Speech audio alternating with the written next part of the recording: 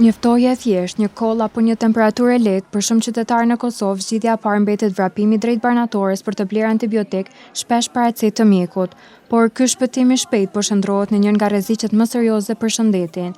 Se çfarë paraqet rezistenca ndaj antibiotikëve dhe si ndikon ajo në organizmin ton, na flet më gjerësisht doktoresh Erina Caka.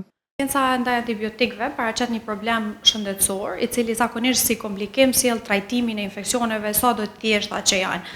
Zakonisht ne bazohemi në protokollet tona lidhur me trajtimin e pacientëve me antibiotik. Fatmirësisht fal Qendrës Mjekësisë Familjare numër 1, ku është edhe laboratori biokimik, ne gjithmonë mundohemi të kërkojmë së pari analizat laboratorike të cilat vërtetojnë praninë e një infeksioni tek pacienti, edhe pastaj të vijmë deri tek dhënia e antibiotikëve. Ky fenomen po shënon rritje të vazhdueshme, por pse po ndodh kjo dhe cilat janë pasojat e përdorimit të pakontrolluar të antibiotikëve? Për këtë na flet doktoresha.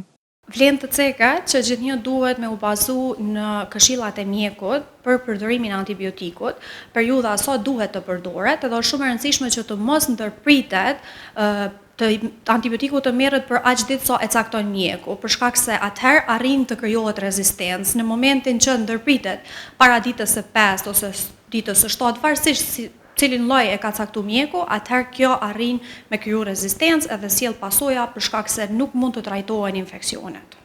Në fund, zgjidhja mbetet te ndërgjegjësimi dhe bashkëpunimi i secilit prej nesh. Mesazhi i mjekëve është i qartë: përdorimi i tyre pa rekomandimin e mjekut vetëm sa rrit rezistencën e bakterjeve, duke i bërë këto barna më pak efektive atëherë kur kemi vërtet nevojë për to.